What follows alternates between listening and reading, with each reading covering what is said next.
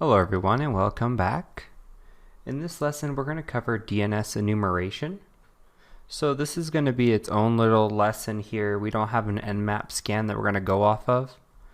And honestly, in the course you're not going to see a lot of DNS. This is just useful for your own good.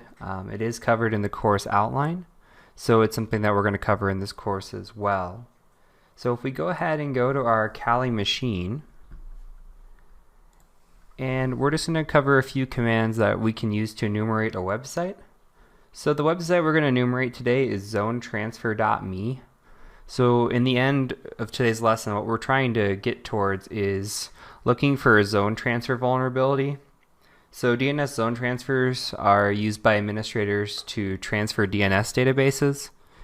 It's used in a master-slave type scenario, so it's something that the average user isn't supposed to see. And while it's not really a true exploit, it's something that gives us a lot of information about a site and provides an IP information and host information. So we really want to look for those sorts of things if we're attacking a web page. So the first example we're going to go over here is the host command. So with the host command, we can use a switch of T for type, and there's several different types we can cover. Today we're going to cover NS for name server.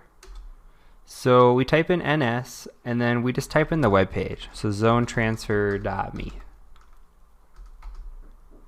Okay, so we could see that zonetransfer.me has two name servers, this NSZTM1 and 2.digi.ninja. So these name servers are what we're going to want to use when we're looking for zone transfers. We'll cover that here in a second. So the next command I want to cover, if we just tab up here, it's MX, so it's for mail server. So we're going to see if we can find any information on a mail server here. So it looks like their mail is handled by Google or Gmail here. So that could be useful, especially if the mail server had some known vulnerabilities. So next, we're going to just look at host information. So all you have to do is just say host zonetransfer.me. So this is really just a generic command. It's going to give us an IP address. And if you notice, it's also going to give us the MX. So it's kind of 2 in 1 here. So now we have the IP address of the host, and we know the name servers, and we know who's hosting their email. So all pretty useful information here, especially if we're doing just information gathering. So the last thing here is going to be the actual zone transfer. So to do that with the host command, we can do host, and then we're going to use a -L here.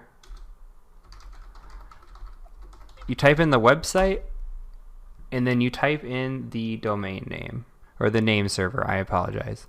So we're just going to copy one of these. And it's good to test all of them because it's possible that one has it as a vulnerability and one doesn't.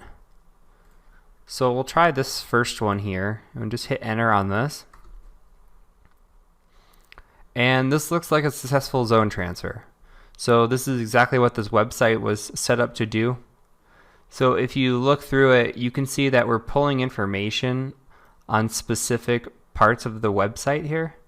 So we have Office, we have Outlook, Web Access, and you're getting the IP addresses for them. So we're finding some unique information here. And this, while I said is not an exact exploit, it could help us use later exploits in the future. So there's a couple ways to do this. We could actually do this with a couple different programs as well. So if we want to, there's a program called DNS Recon. If we give it a switch of D for domain and type in zonetransfer.me, and we can also give it a switch of T for the type, and this AXFR is for zone transfer. So let's see what it comes up with here. So I like this a little more. It's a little more clean cut. and it does a lot of the work for you. So if we scroll up while it's still running here, you could see that it's finding the information. So it's already found the 2 name servers, and it's going to try both the name servers here. So it found that port 53 was open, that's DNS, and that a zone transfer was successful. And then you can just kind of look through the information and see if there's anything of interest here. So pretty much everything that we saw before and their respective IP addresses. So pretty interesting. And here's the other zone here. So the zone transfer here for this name server. It's all pretty interesting. So that's one option. The other option we're going to cover is just DNS Enum. And that kind of does all the same things here.